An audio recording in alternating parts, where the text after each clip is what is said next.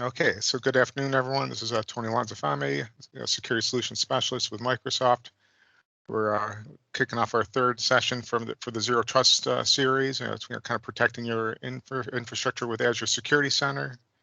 I'm sorry, that's the wrong one. So we're going to be talking about networking today, hybrid networking. And we got Marvin DSouza, who's going to be leading the session.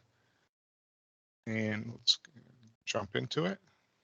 So a couple slides to get started. So as I said, this is the third session in our series. We've talked about identities, we talked about infrastructure, and today we're going to talk about networking as part of the 6 pillars of the Zero Trust implementation.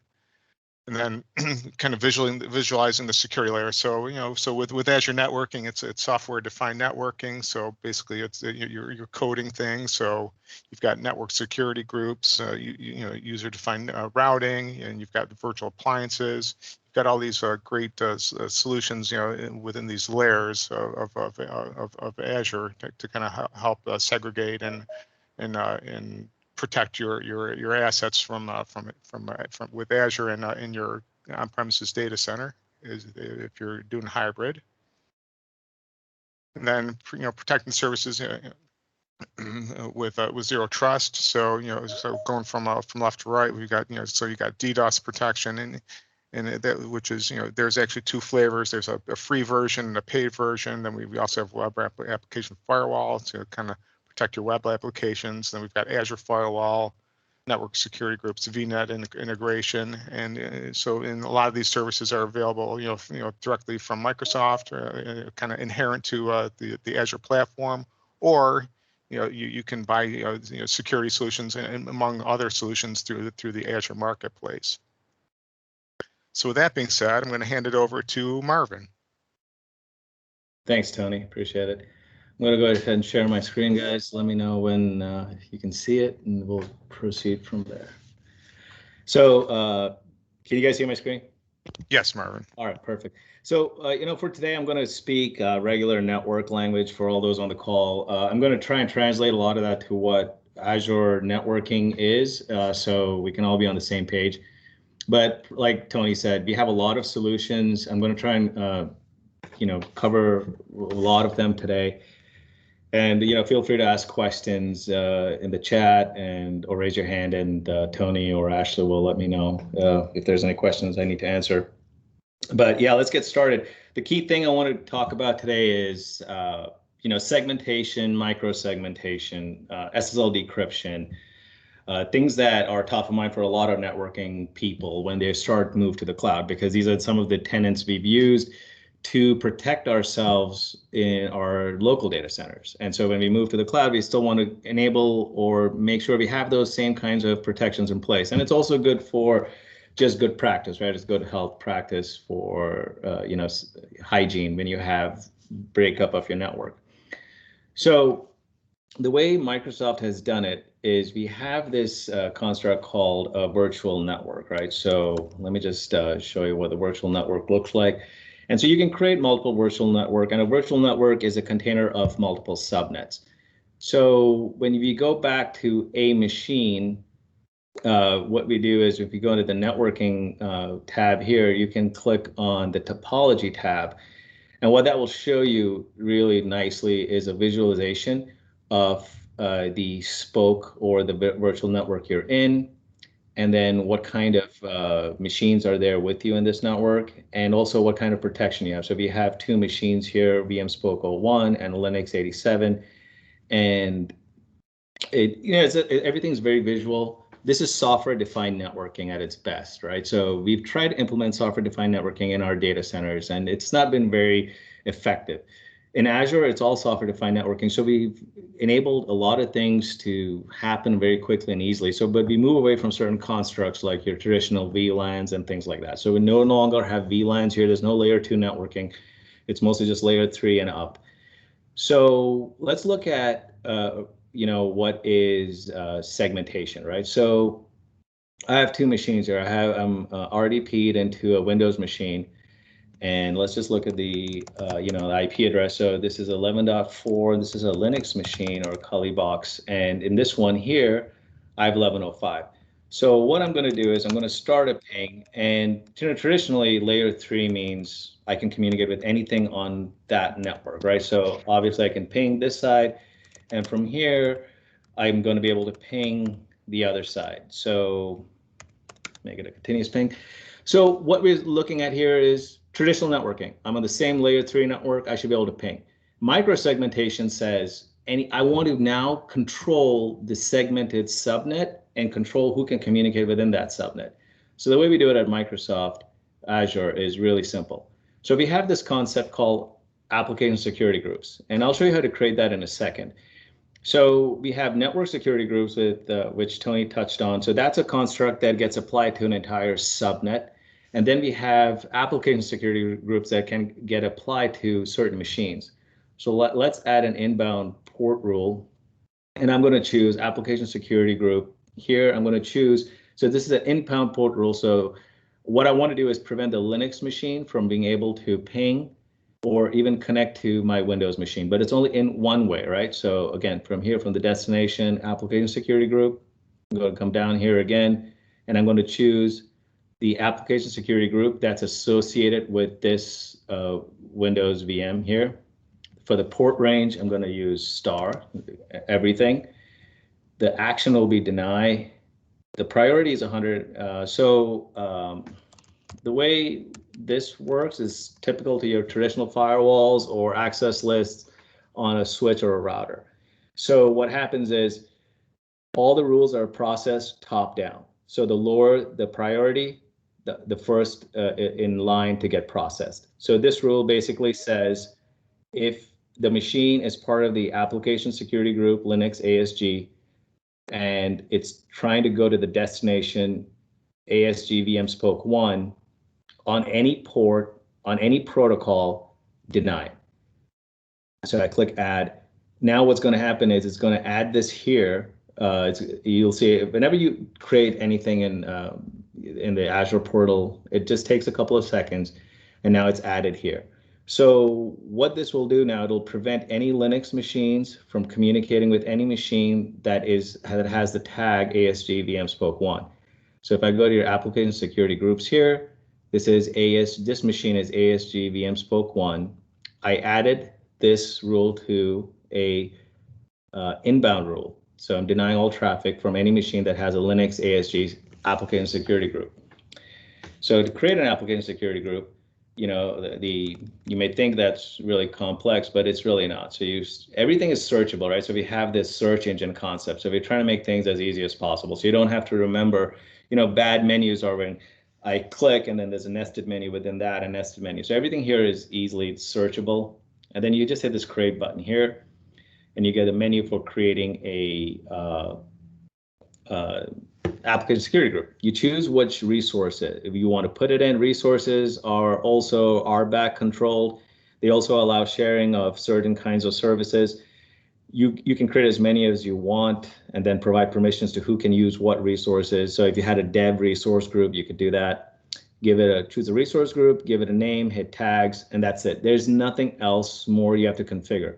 But then if I go back to my VM here, after a few seconds, this ping will stop because what will happen is now that application security group will kick in and it'll not allow that communication to take place, right? So that's the key of, let me go back here, spoke 1,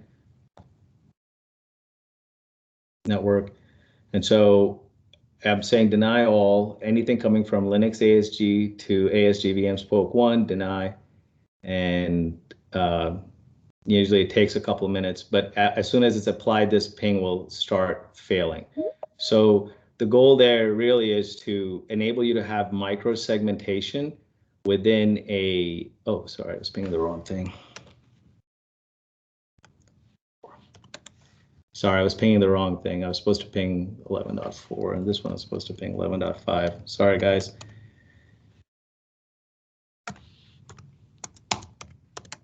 So I apologize, I pinged the wrong thing. So basically now we have zero packet success here, but my Windows machine can still ping my Linux machine because the rule is only inbound and not outbound.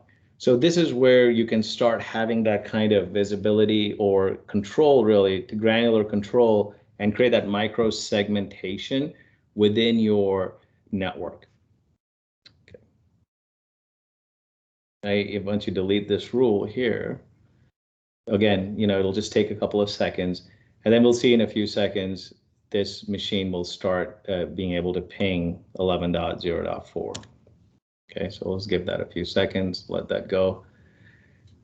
And once it deletes, it's gone. So we'll just come back to that in a second. The next thing I wanted to show or share is SSL decryption, right? So this is also a big ask for a lot of our customers, because this is something that people have started using in their own networks. So SSL decryption has long been the ask because for multiple reasons. One is to prevent lateral movement. The other is to prevent people from sharing or sending malware across the network or maybe into the web if the machine's corrupted by malware, but also to prevent DLP. We do DLP a little differently. So our main concern is protecting against malware from being either moved laterally through the network or even infecting your on-prem machines, because we'll have connections from your on-premises to your machines in the cloud, or maybe to some other locations, other data centers as well. This is where this really comes in handy. So to turn on TLS inspection is really simple. You just go here to this under your firewall policy, and I should cover this really. So there are two kinds of firewalls available. There is a standard firewall and a premium firewall. Premium firewalls have all the next generation firewall capabilities, right? So like IDPS, TLS inspection, threat intelligence. I'll cover all these in a second. But the main thing about this is we have the ability to cover all the usual needs that people have gotten used to on their premium firewalls that they have in their data centers. One thing that we've done is we've taken away the need to have active passive firewalls.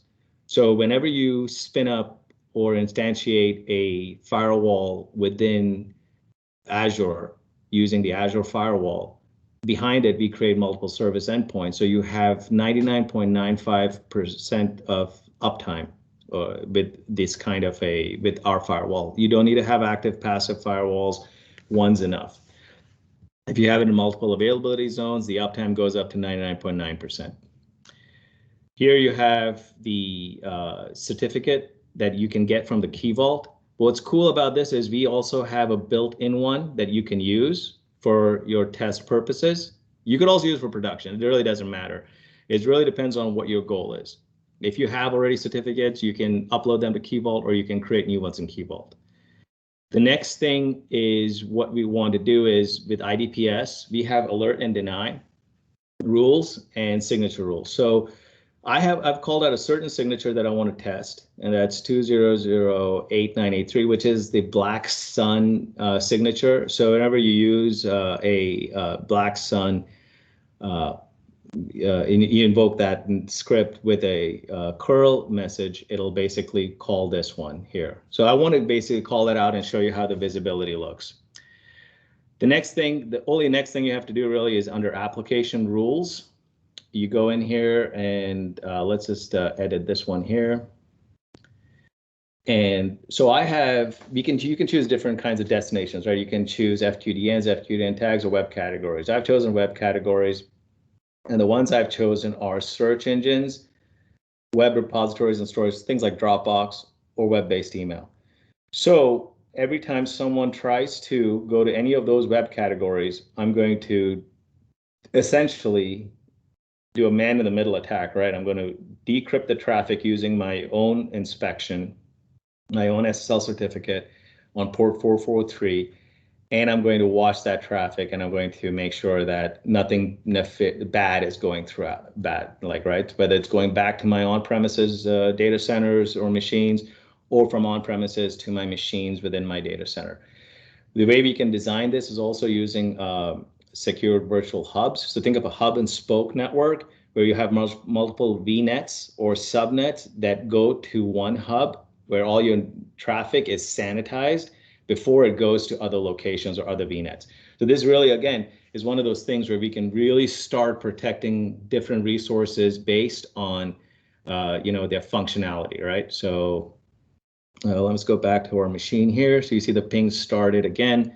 So let's do from here, do a curl.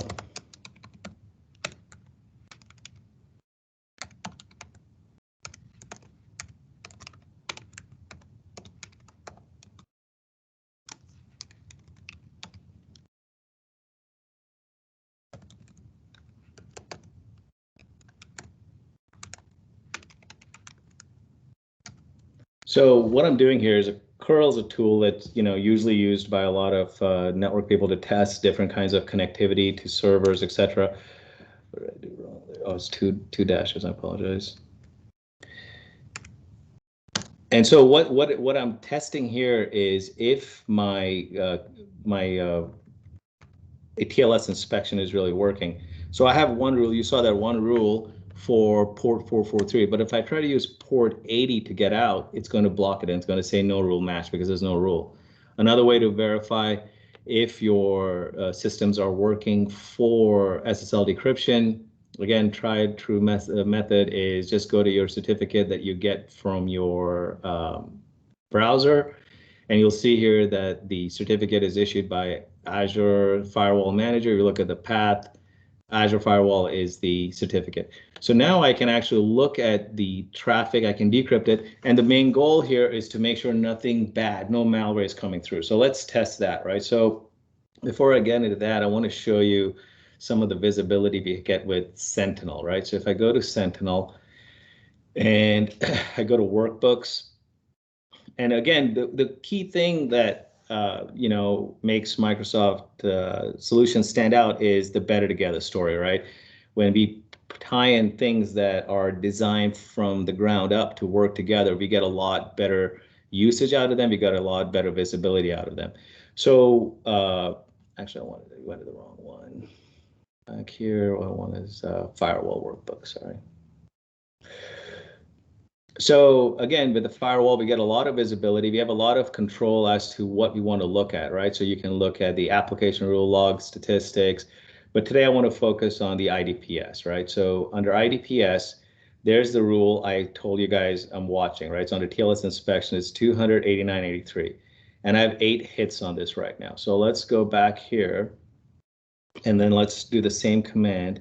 Only difference is now I'm going to invoke a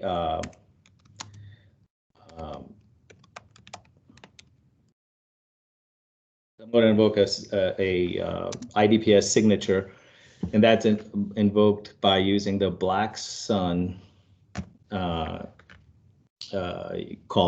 name. Okay, so what I'm going to do is I'm going to say I want to send this malware signature across, and I'm going to see if it allows me to do that. So that, hit enter.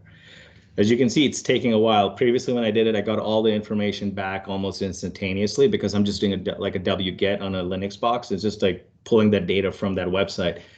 But here it's just sitting there. And the reason it's sitting there is because the firewall's stopped it already. The firewall stopped it. Curl will take a while, and we're going to have to wait for that timeout to come through.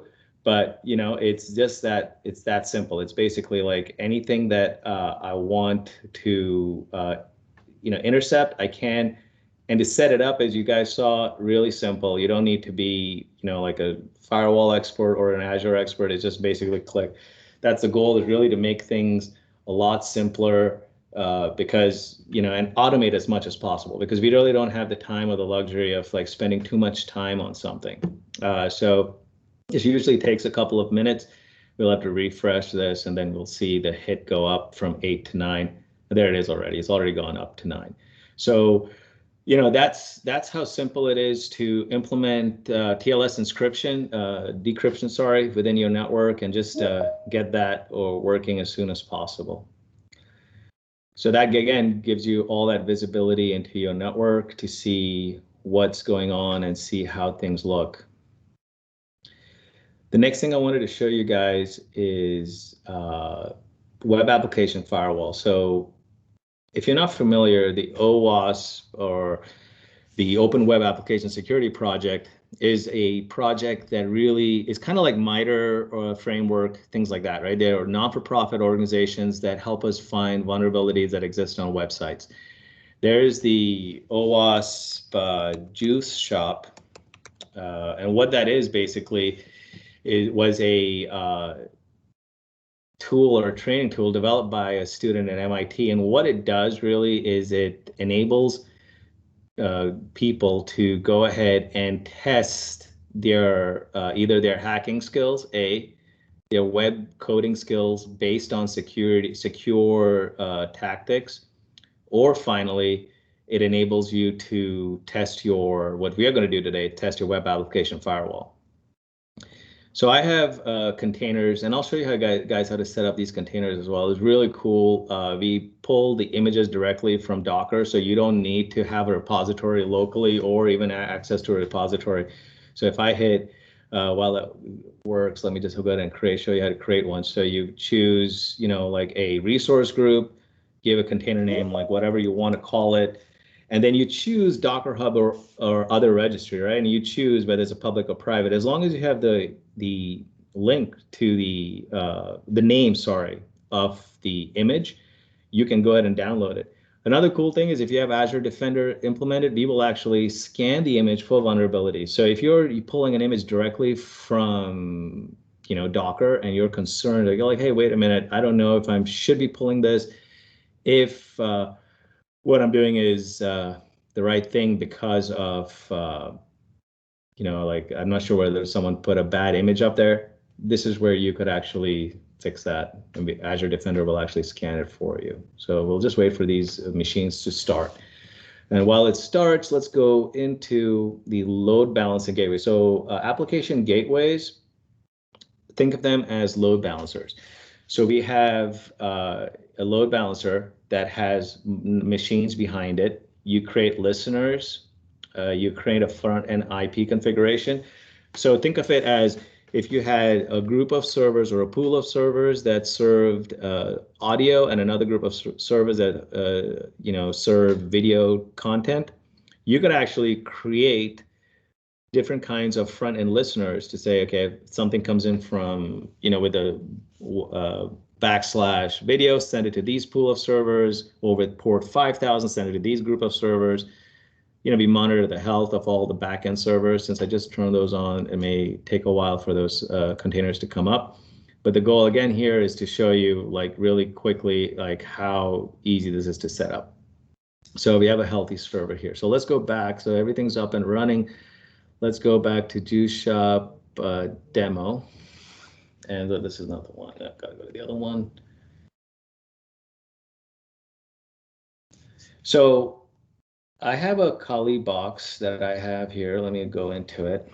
And those of you who are familiar with it,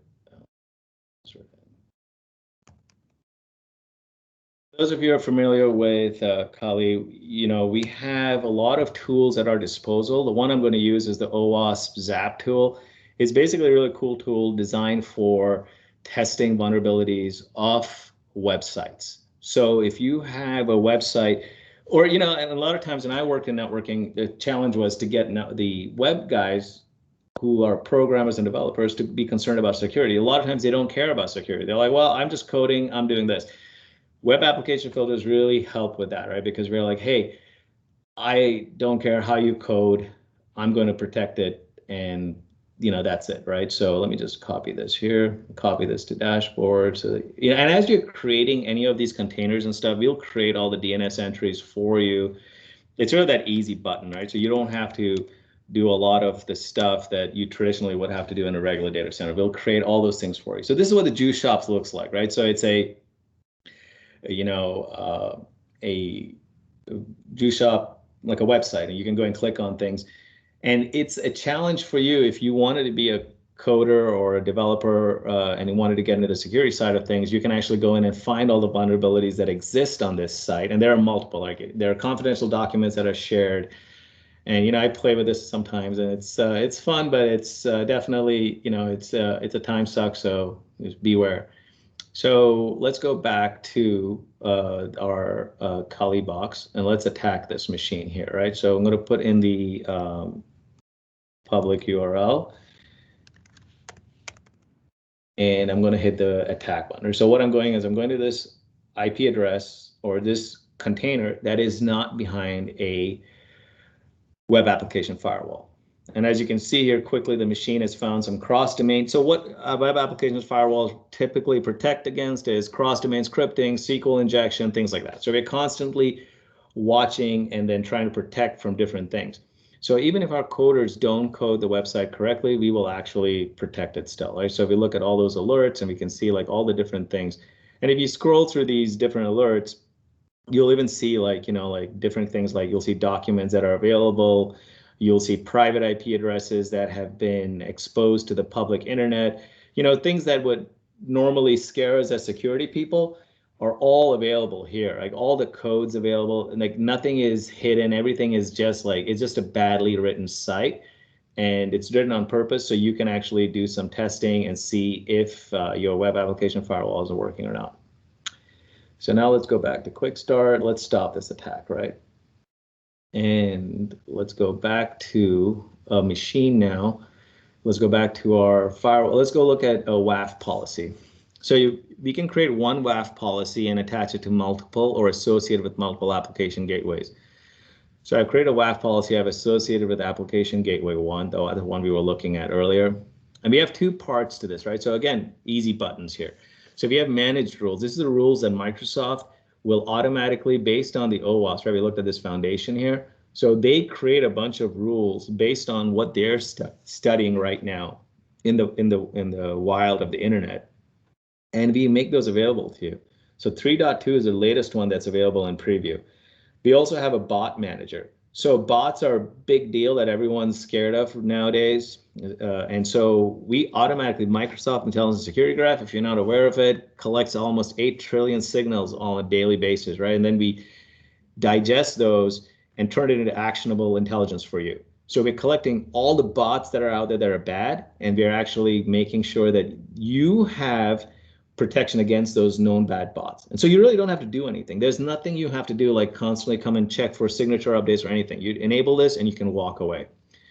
Custom rules give you a lot more control, where you can actually come in here and you can choose match by IP address or geolocation. So let's say, I don't do business with a certain country. Sorry, I clicked on the wrong thing. I don't do business with a certain country. Like I don't do business with Argentina. I can just click on Argentina or Austria, whatever country, and just block those countries completely, right? Or allow only those countries. So you can choose and create a custom rule, or you can do it by, IP header HTTP headers, things like that. So you have a lot of control, but we want to make it as easy as possible for you to implement, right? So let's go look at the overview here. Let's go back to our application gateway. Okay, and let's look at the IP address of our application gateway. So now what I want is to get to this machine that's in the back end. So the application gateway will be the front end. So I'm going to put in the public IP address of the application gateway. So what I want to get is to this machine here, and it's listing on port 3000. So let's get here. Let's copy this. Let's go back to the Kali box. And let's change the URL we're going to attack here.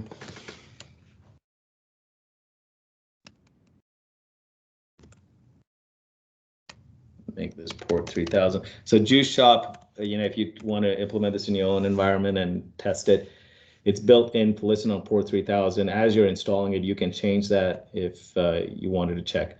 What we're seeing here is that it's failing to attack, right? And we're getting a 403 response code. 403 response code meaning like the machine, or so the server received your response, or sorry, your request, but is denying it because you're not authorized. So again, tying everything back to visibility and integration. If you go back to Sentinel here, let's go back here. Let's go to the workbook WAF for gateway access events. And again, all these workbooks are available for you for free. I'll show you how you can get a lot of these. Everything's available, or on GitHub, or by default in the system itself. So change this to the last 30 minutes. And what I want to see is just the IP address from my machine that was attacking it. And it's not come up yet, but it'll come up in a little bit. But basically, this is all that visibility we get into who's been attacking us, who's been, doing bad things against us, and showing you all the different IP addresses that are attacking you as soon as you have something up and running. Who are your, top attackers? What are the browsers they're using, machines they're using, etc. Again, the whole point is to give you this visibility so you can actually go and block some of these IP addresses that are constant attackers into your environment. Be showing you what did we block, what were they trying to access, the time generated, all that stuff, right? So a lot of data here available to you. And again, everything is built for you. So you don't have to come in here and start coding. If you are a coder and that's something you enjoy doing, you can definitely, go to town and, create some own code yourself. So that's totally up to you. The next thing I have to show you is our integration of our firewall with Sentinel. So I have a couple of analytic rules here, and the goal here is if something bad happens to create a incident for us. So let's look at some analytic rules I have. Again, these analytic rules, if you click on solutions here, there are multiple solutions. And if I just type in like Azure here, it'll search and it'll show me all the different ones for Azure. And there's Azure Firewall I'm looking for, and I already installed it, I think. So let me see if it'll show up again.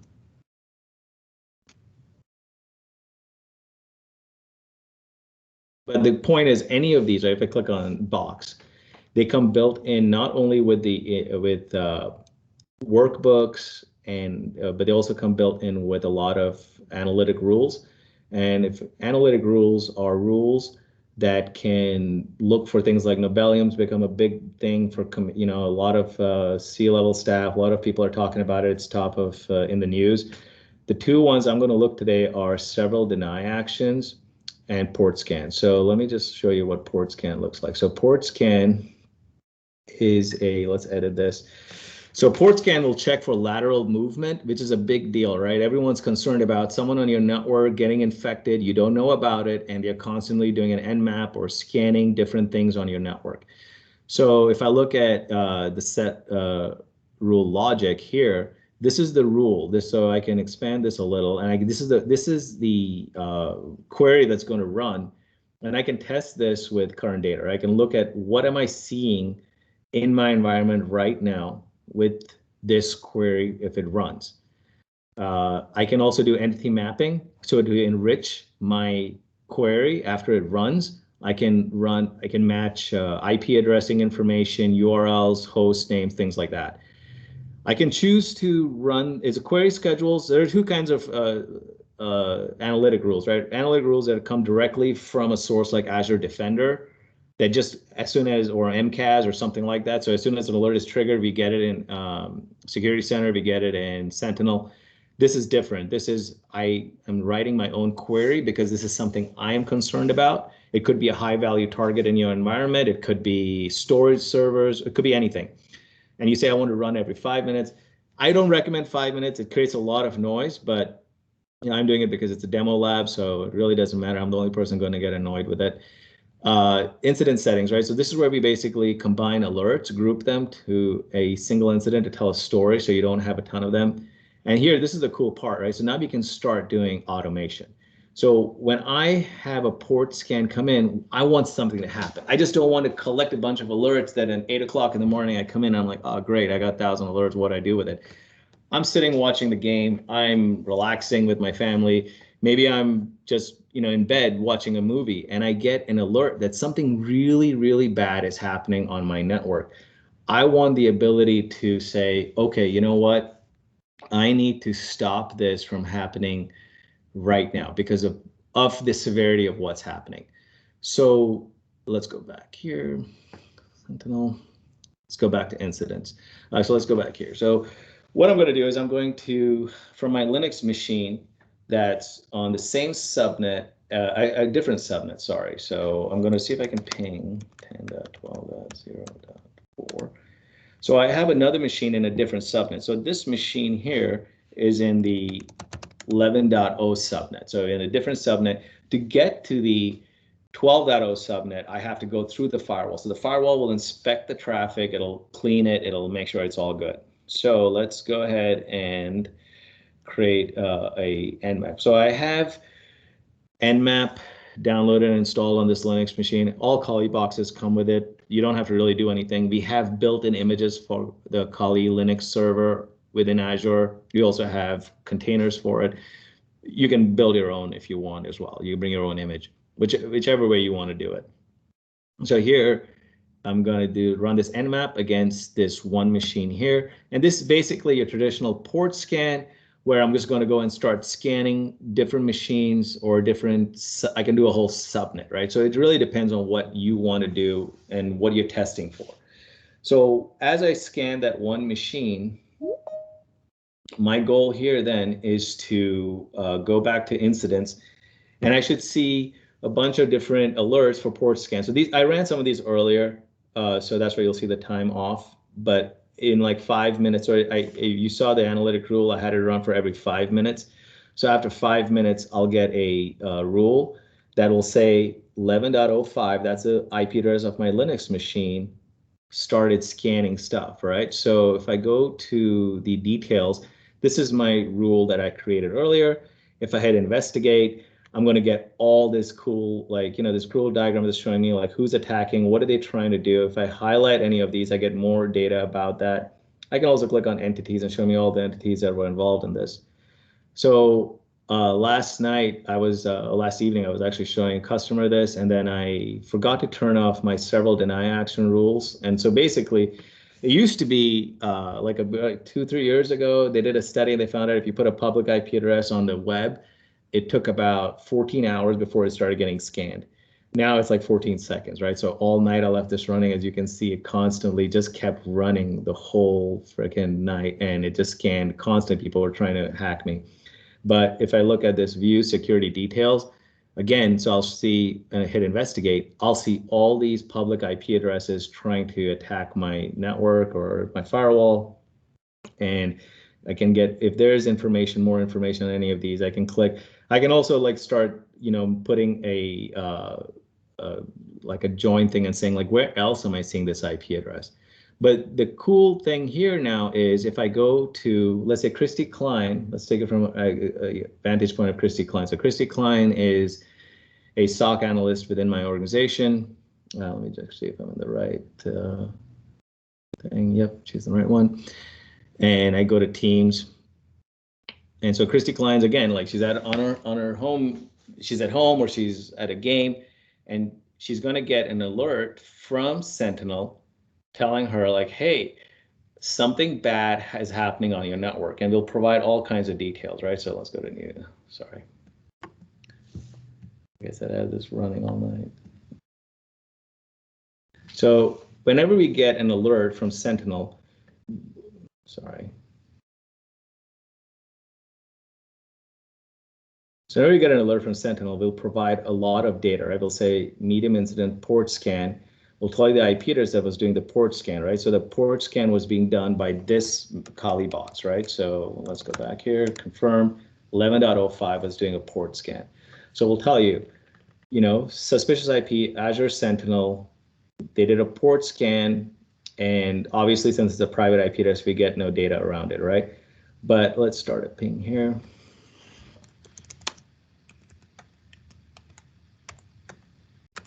So now I'm going to start pinging this machine. So let's imagine there's an attacker, there's a live attack happening in your environment, and it's being perpetrated by 11.0.5. So I can say, let's close this incident as true positive. Let's make this severity of high, and let's add this IP address to an IP group. And I'm going to make this scanner IPs. I'm going to basically block this from my phone if I have Teams on my phone and I'm sitting and watching a game. Or I can block it from wherever I am, right? As long as I have internet connectivity. So let's go up to a little, and I want to just show you this real quick, right?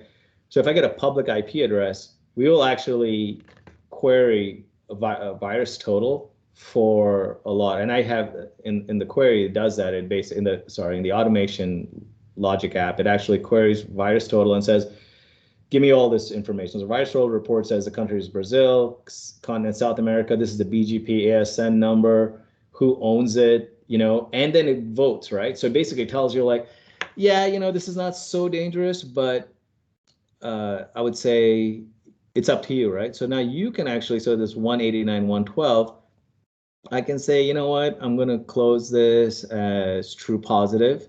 I'll leave it as medium, but I'm going to add this IP address to external malicious IPs. Like, I'm just going to block this. And so now, if I go to my firewall, go to IP groups. If I check in the IP groups here, go on to IP addresses, scanner IPs, I put it there.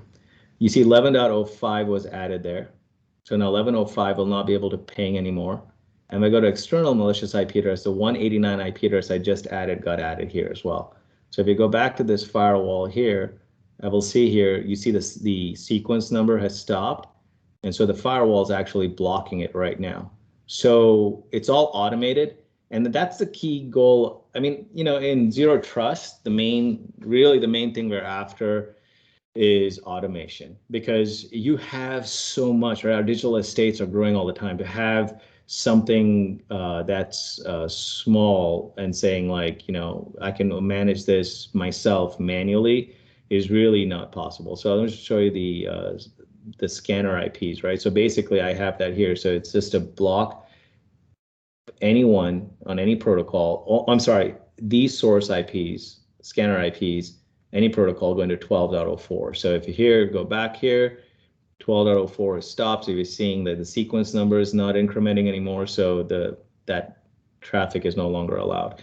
If I go back to IP groups here, and I remove it from there, sorry, wrong one. Scanner IPs, IP addresses, and I'll just remove these two if it's ready. So it'll update, it'll take a few seconds. And once that happens, what's going to happen is that ping will start working again. So it's all automated for you. I wanted to show you another thing real quick.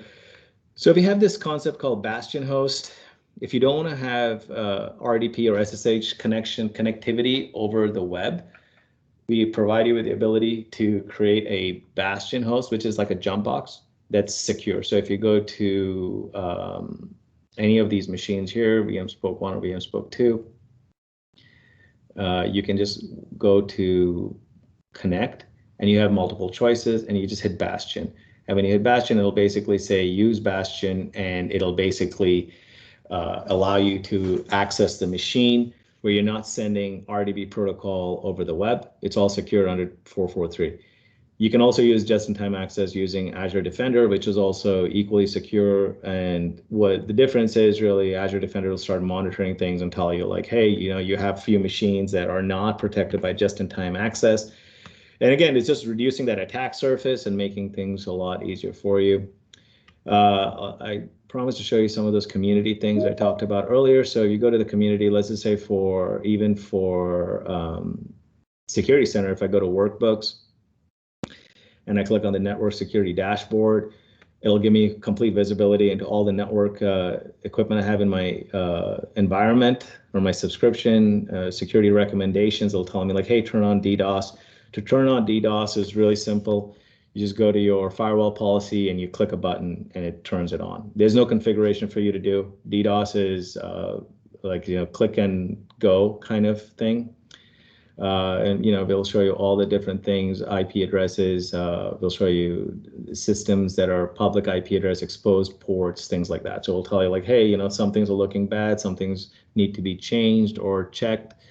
And to get anything like all these workbooks, etc., you just got to go to community and then go to community GitHub, and then all that's there for you, right? So you don't have to write any of this. You don't have to create any of this. You can click on anything here. Like that's how I install this network security dashboard. You click on that and you just come and hit deploy to Azure. And when you hit deploy to Azure, it'll just ask you to sign in as a user, and then it's pretty much that simple. You just click that, and then you just put in the information You can edit this template if you want. You can edit parameters. You can do whatever you want here. Again, a lot of it is JSON code, so you can, do the same, do whatever you want if you are a coder. And I think in Sentinel obviously in Sentinel we have the same thing. We have the community that's constantly writing things, so you don't have to, build a lot of this yourself. You go to community, and then just go to the Azure Central community, which is where I got a lot of those logic apps I used. I just got them from here. So you just go to playbooks, and there are tons of them here. You can block an AAD user. This is the Azure Firewall ones I was using, but there are so many here. So, and we have for other products as well, right? So even if you're using an on-premises Cisco Firepower or Palo Alto Networks, we can block a bad IP address, not just within the Azure environment. We can block it on your for your on-prem firewall as well. And the best part I really feel like is everything's done for you. All you got to do is hit this deploy button. There is some work still to be done, right? So it's not like completely done for you. There's still some work to be done, but all the screenshots, we put a lot of the data in there. So you'll have to create some data here to get these logic apps to work, to communicate with Teams and things like that. But again, like all the documentation is there. Most of the heavy lifting is done, and everything is verified by Microsoft. There's all Microsoft engineers doing this and verifying things, and we're constantly adding to this. And again, Azure Defender will protect these things from running. So ARM is what you're using, Azure Resource Manager, and Azure Defender can protect those resources as well. So I'm going to leave some time for questions. So we'll stop here. Ashley or Tony, any questions? Or there's no questions. No questions in the chat window. And to Marvin's point, if you want to ask a question, feel free to come off mute and pose your question.